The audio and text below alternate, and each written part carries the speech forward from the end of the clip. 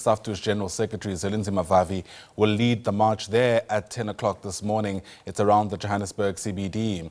That's where we find SABC News reporter Nosipho, who joins us now live. And Nosipho, this is also a moment for these different federations and unions to reflect on their own staying power, given just how long-standing the issues that workers are facing are. Certainly a very good morning to you, Ayanda, and to the viewers at home. Issues that they will be reflecting on, and issues around transformation. When we look at South Africa's economy, we know that transformation has been a top agenda there, where many of South Africans are left out in the peripheries when it comes to the economy, talking about youth as well as women. They would also like to be included when it comes to economic growth and job creation. But just to give you a sort of sense of the area that we're in here, Beyers Naudé Square, and what it's looking like today, relatively quiet, but workers trickling in for that SAFTU march, workers affiliated to that union and other unions. And of course, we've got Metro Police out here ready for that march, which will be heading over to the Department of Labour here in Johannesburg.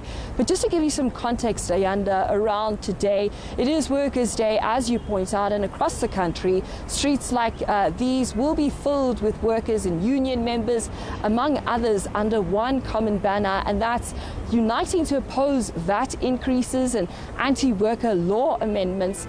Now, SAFTU says today is about more than slogans, it's about survival.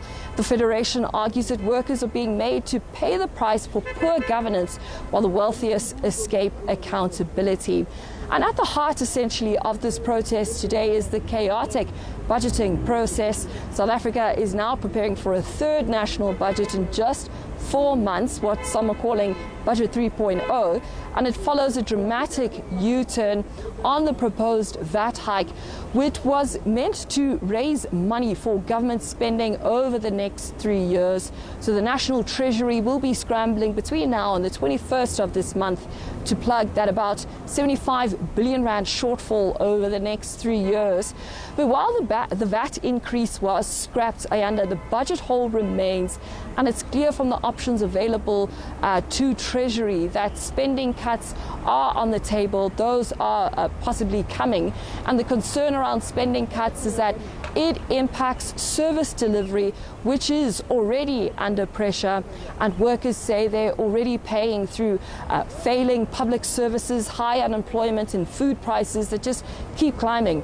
And the protests are also, the target of the protest is also proposed amendments to the labour laws and the draft code on dismissal, which SAFTU says will make it easier for employers to fire workers and harder for them to organize. Now, among SAFTU's demands today is scrapping the labor law amendments entirely, ending austerity measures, and introducing progressive tax reforms that shift the burden from the poor to the wealthy. They're also calling for urgent investment in infrastructure, job creation, and the revival of state-owned services like public transport and energy. And while today's marches are expected to be relatively peace, they're highly symbolic, with coalition politics now shaping government decisions. Unions like SAFTU are warning that workers will not be sidelined and that any attempts to pass anti-poor policies will be met with resistance on the ground. But in terms of the march, we know that they'll be proceeding to the Department of Labour later on, and we'll be hearing from workers, Ayanda, later on about the plight that they face when it comes to the work that they do today. But just to give you a sense of the plight of workers, I'm going to turn now to Edgar Mogola of the CWAO. Edgar, a very good day, and thank you for your time today. So, Edgar, when we talk about the plight of workers, give us a sense of how workers are feeling today. Morning to the viewers at home. If you look at the workers now, we're supposed to celebrate this day. Unfortunately, we are gathering here today to demand reversals, which the government, NEDLEC, and other federations, they've passed at NEDLEC, which are aimed to extremely attack the workers and the working class. And if you look at the workers currently, they are already under attack. If you look at the system that allows casual workers, part-time workers, they are all vulnerable, and if we as the working class, civil organization, trade unions, we allow the government to pass these laws, then we must just know that we are leaving the workers, with the sharks in the sea without anyone to protect them. So that's why today we are gathering here. We are waiting. There is more buses, more taxis are coming. As we have seen earlier, already workers are, coming in numbers.